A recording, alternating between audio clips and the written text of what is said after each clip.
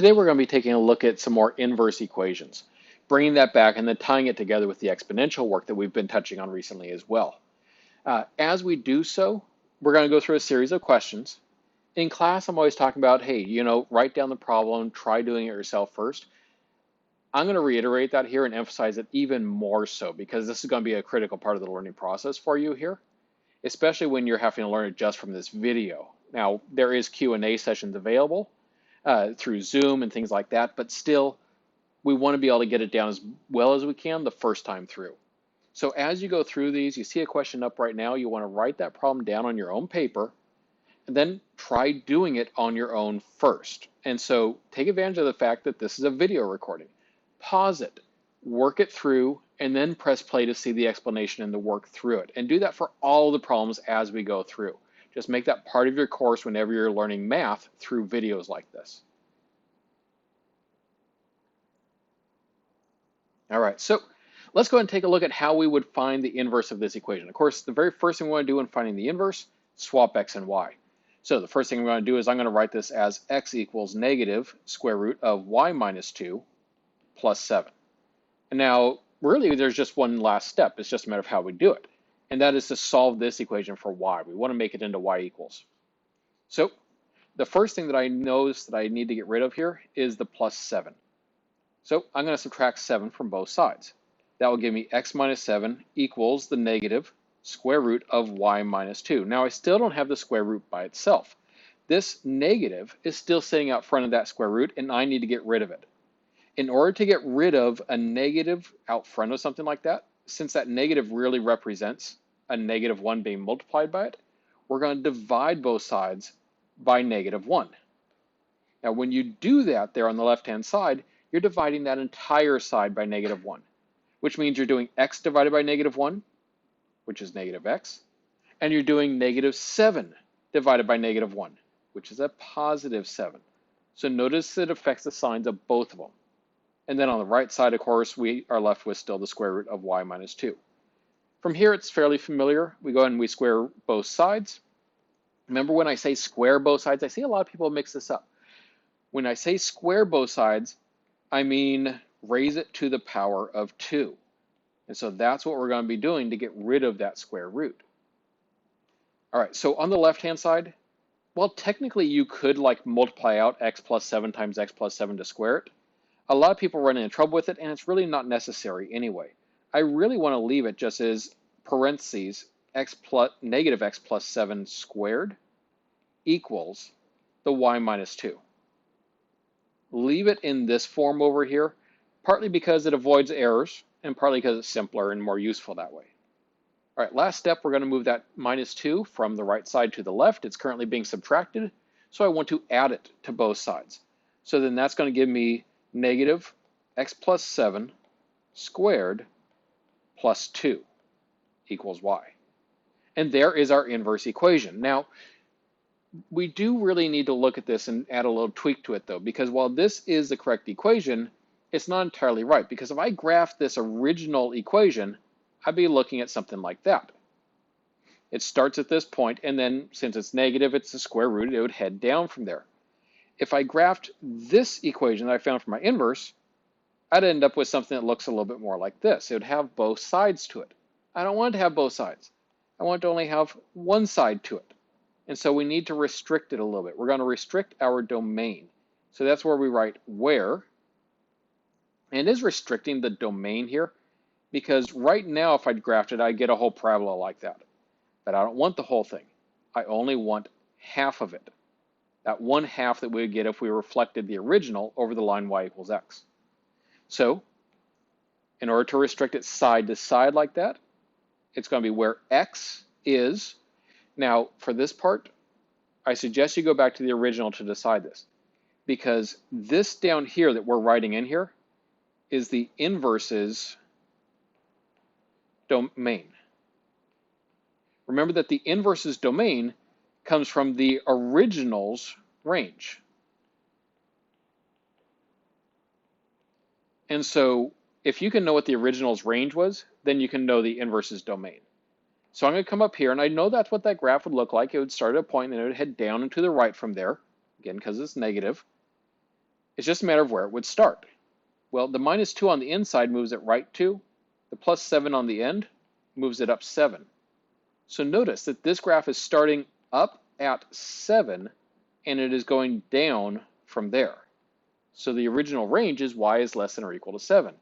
I'm going to take that original range, and I'm going to plug it in down here for my inverses domain.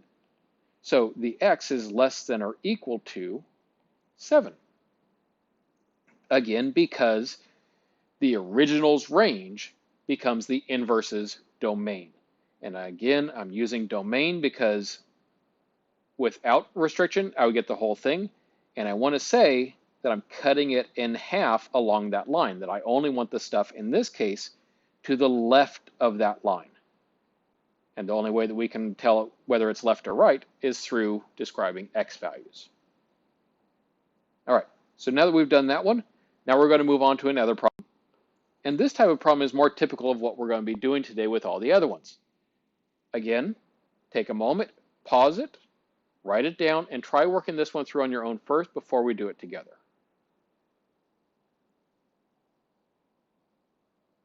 All right, hopefully you've actually had a chance to work through this now. And as you start working through it, it may come a point where you run into a hitch, where you run into some sort of an obstacle or a roadblock in your work on it. That's good. That's what I want you to find. I want you to see this part I got, but this part I don't, because that's going to help you to focus your learning attention and your memory on the part that you really need. Otherwise, you're trying to memorize everything you see, including a lot of stuff you already know, and all of a sudden math just becomes a whole big set of very different rules that aren't connected to each other, instead of really just one set of things that we just learn how they tie together.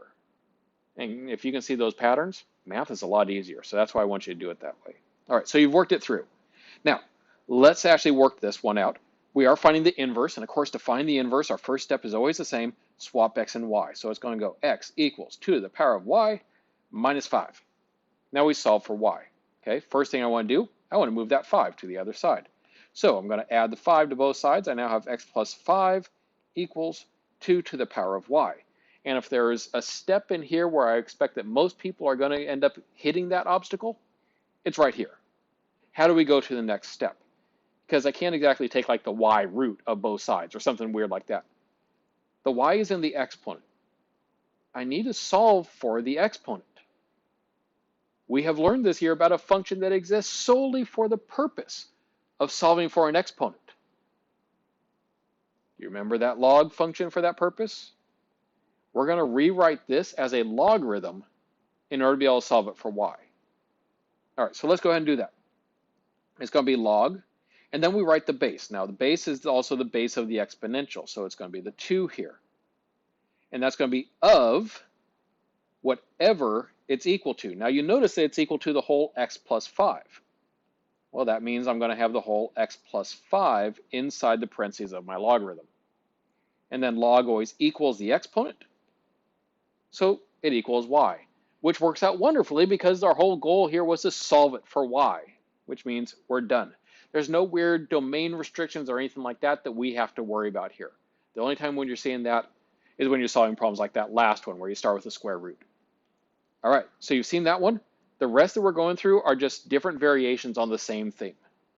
So like the previous problem, please take a moment, write down this problem, and then work it through on your own. Pause the video while you do it, and then restart the video here once you have that problem worked through.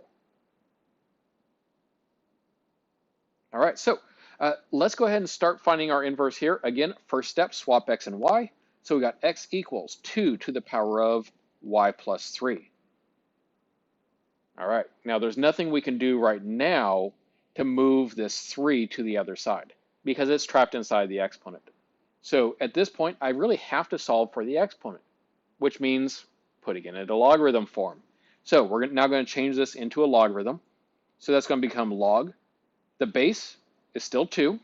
We're going to be doing a lot with base 2 for a little while before we start messing around with that part too much.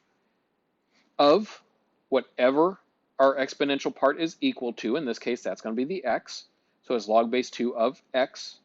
And then that's equal to the exponent, the whole exponent. So that's going to be equal to y plus 3. Now, we are still trying to solve it for y, which means I now need to move that 3 to the other side. That's fairly straightforward, I hope. We're just going to subtract the 3 from both sides, which is going to give me log base 2 of x minus 3. Notice that the minus 3, it is hanging out after the logarithm. It's not inside of the logarithm. Otherwise, you're done. That's what we're looking for. All right, next problem. Please write this one down, work it through, and then restart the video. All right, so working this one through, of course, our first step, if we are going to be finding inverse, is to swap x and y. Noticing a pattern with that? I hope that that's starting to seem very fast and very natural now. That's the whole idea behind inverse. If whenever you hear inverse, you think swap x and y, you're doing yourself a great service there. You're helping yourself out. All right. Now, in this case, though, I cannot turn it into a logarithm yet because I don't just have a base to a power over here. You notice that negative, it's hanging out here in front of the 2. This is not that. That does not mean the same thing. If I were putting parentheses anywhere, it would actually be like that. So I got to get rid of that negative. Well, remember what we did in that very first problem? In order to get rid of the negative, we are going to divide both sides by -1. So on the left side, x divided by -1 is negative x. On the right side, -2 to the y divided by -1 is just the 2 to the power of y. Notice basically it switches the signs of everything on both sides. All right, now we do just have a base to a power on the right-hand side. So now I can put it back into logarithmic form in order to finish this one out. So log base 2 of whatever the exponential is equal to, which is -x, equals y. And since it is y equals, we're done. This is the last problem we're going to do. Yes, I've thrown everything into this one now, but you've dealt with them all individually. Now it's just a matter of taking them all together in course. So again, write this one down, work it through together. You've seen everything you need to on now. You hopefully can finish it all out on your own, but if not, we'll figure out where those obstacles are. So please pause and work it through.